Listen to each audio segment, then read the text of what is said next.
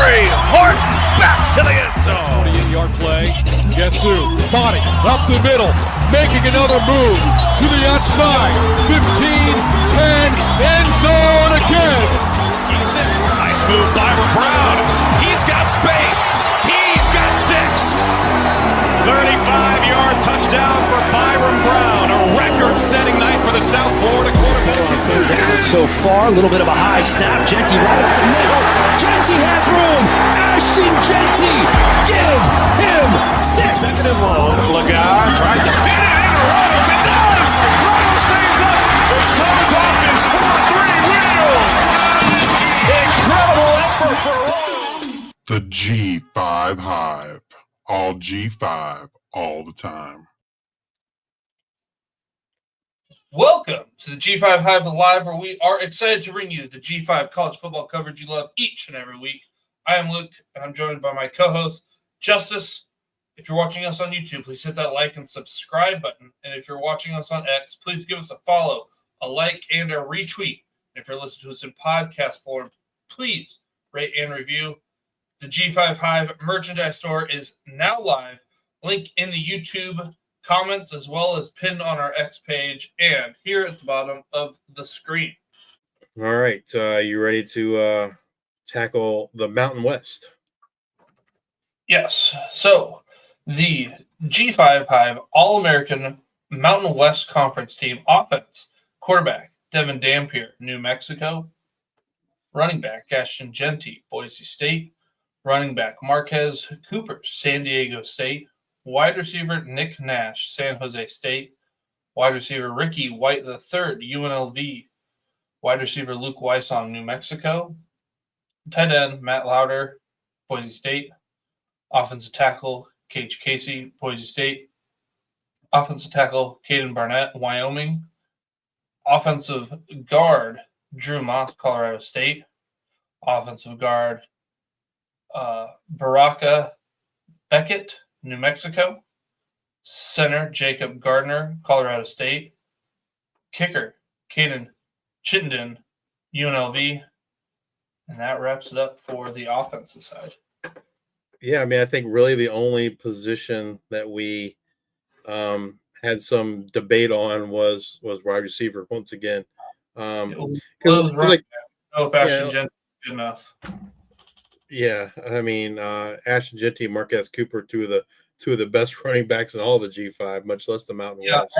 Our big it was wide receiver, and Jalen Royals had a great year, and then misses the last 4 or 5 games of the season with a bum foot. That was kind of like when he was out there, like he was top of the G5 in receiving yards per game, right up there with Nick Nash.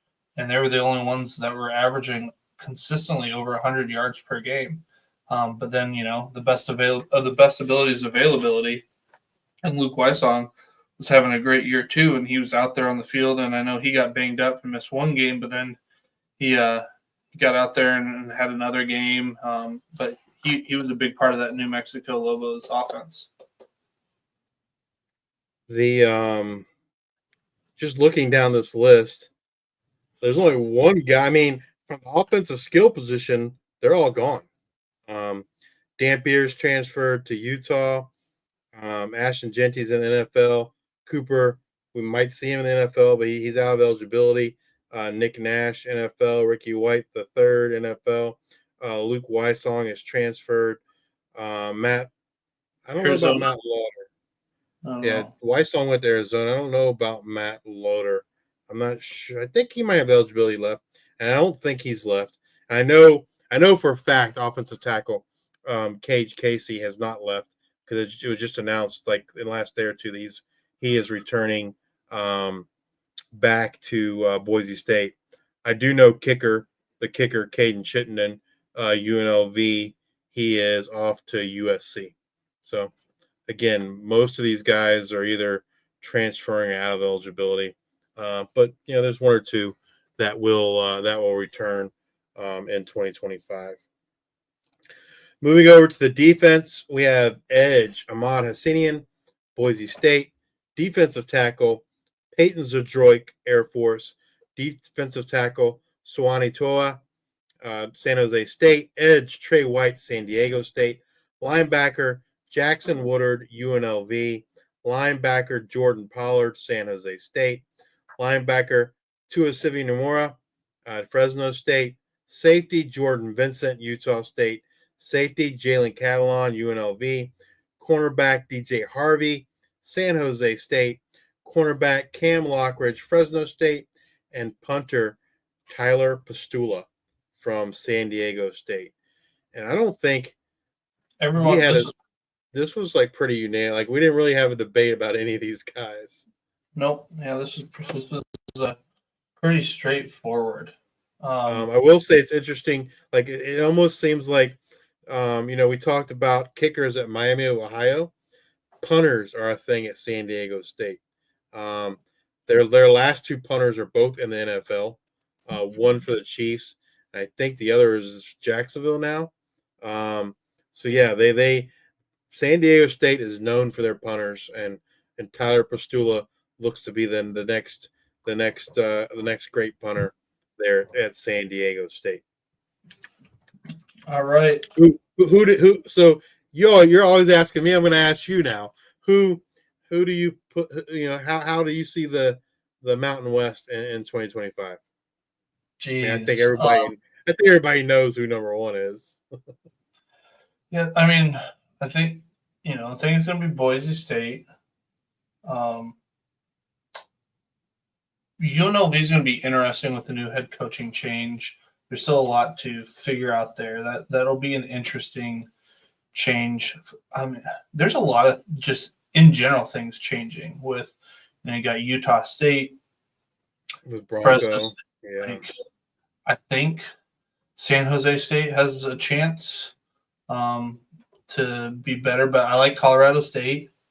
We'll see what that team kind of looks like, but a couple of their transfers that they come in, I really like.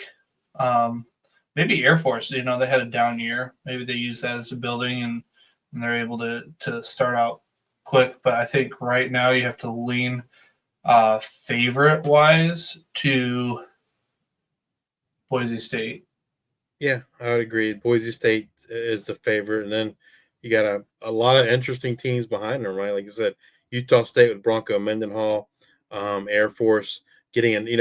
They were one of the teams that lost so much from a production standpoint to graduation. So another year of experience for those guys. Got to imagine they're going to be better. Fresno State, a new coaching staff. San Jose State, returns the coaching staff. They'll have to remake that wide receiver room to a certain extent because they lose both Nick Nash and Justin Lockhart. So yeah, I think the field behind Boise is kind of wide open. There's probably 5 teams or so that you can make an argument that they're number 2. I think if you asked me today, I'm probably going to give the edge to Utah State, but UNLV, new coaching staff, they lose a lot. They lose a lot of players to both to the NFL. They've lost some to the portal as well. But yeah, I think if you asked me today, it'd be Boise State number 1, Utah State number 2. All right, well, let's get on to our G5 Hive Mountain West Conference Offensive Player of the Year. Goes to running back Ashton Jeanty, Boise State. All right, let me take a breath here before we get going here. Ashton had 374 rushing attempts for 2,601 yards and 29 touchdowns. He added 23 receptions for 138 yards and 1 touchdown via the air. In the first game of the season against Georgia Southern, he rushed for 267 yards, which broke the Boise State single-game rushing record, which had stood for 46 years, and ran for 6 touchdowns, which tied a Mountain West record for rushing touchdowns in the game. Ashton led the FBS in both yards from scrimmage and rushing yards, as well as both rushing touchdowns and total scoring. He won the Maxwell Award and the Doak Walker Award. He was also runner-up in the Heisman in the closest Heisman race since 2009. Again, congratulations, Ashton, on the historic season. I've had the opportunity to say historic twice, and I feel like I can't understate that. We saw a lot of great performances, individual performances, and team performances in the G5 this year. Yeah, I mean, like, was there any question who was going to be the Mountain West offensive player of the year? I mean, that's right. I mean, there really wasn't anyone else to kind of assume that role. And wish he would have won the Heisman. I think he deserved the Heisman. I think everyone in the world but ESPN and Deion Sanders would have voted. Thought it was Ashton Jeanty. Obviously, some of the voters didn't, but I think if you'd asked coaches to vote, Ashton would have won. Obviously, I think if you asked the general public, Ashton would have won. But also, yeah, he just had a historic season, like I said. And if you're listening to this, go check out my Twitter page. It's pinned on my X at Probasco. Luke did an interview with Ashton Jeanty as he was a freshman in college. So go check that out. Yeah, I mean that's He quite an impressive young man. If you don't know the story, I encourage you to like Luke said, go check out that interview that Luke did with Ashton when he was a freshman coming to Boise State. All right, moving over to our Mountain West Conference Defensive Player of the Year, linebacker Jackson Woodard, UNLV. Jackson had 135 tackles, 69 solos, 17 tackles for loss, 2 fumble recoveries, 12 pass defenses, 4 interceptions, and 3.5 sacks. He had 8 games where he had double-digit tackles with a season high of 14 3 times. He did against Syracuse, Boise State, and San Diego State. Jackson was the leader of a UNL defense that was one of the best defenses in all of G5. And UNLV also had the most G5 over P4 wins this season with 3. And Jackson was a big part of the Rebels' success in 2024. Congrats on the outstanding season, Jackson. Really, the only other name to consider for this would have been Trey White, the edge at San Diego State. Kind of, he had a big season too. I think he ended the year like 4th or 5th in sacks, something like that. But he had an outstanding season.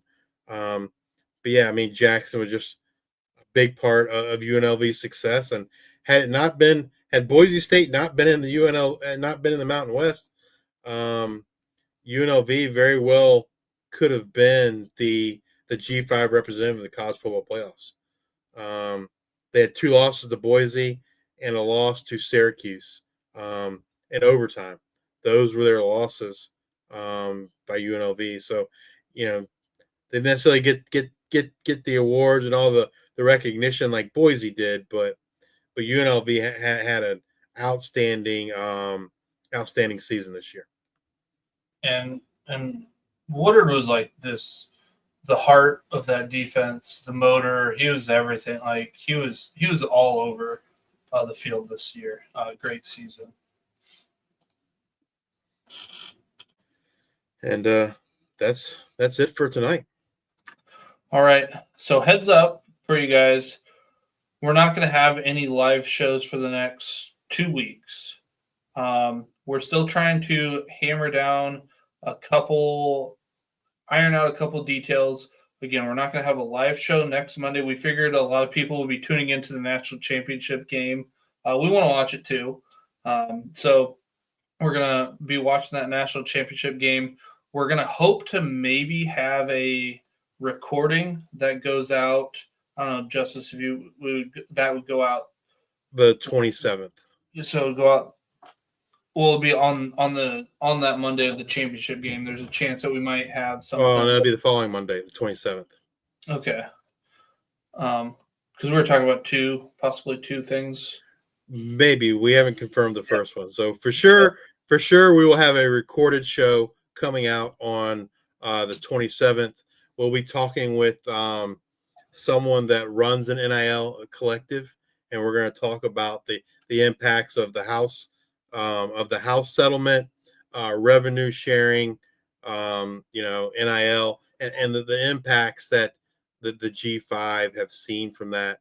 That will be out on, like I said, Monday, Monday the 27th. We'll put it out we'll probably release it that morning. So it'll be on our YouTube channel.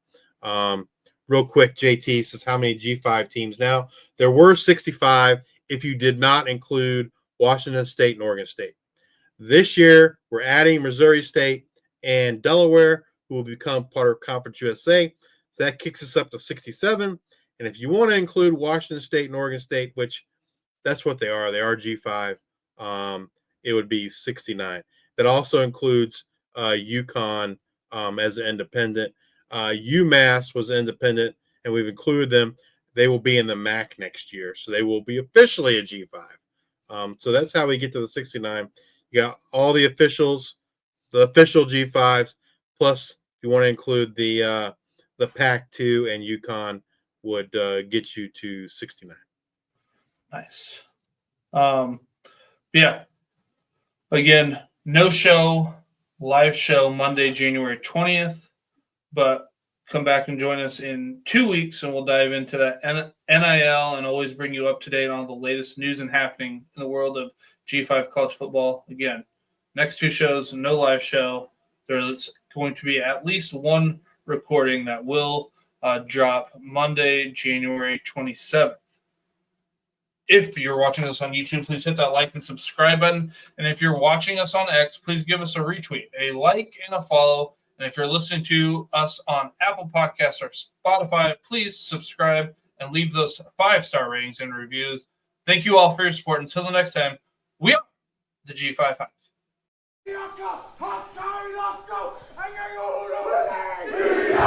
Hive.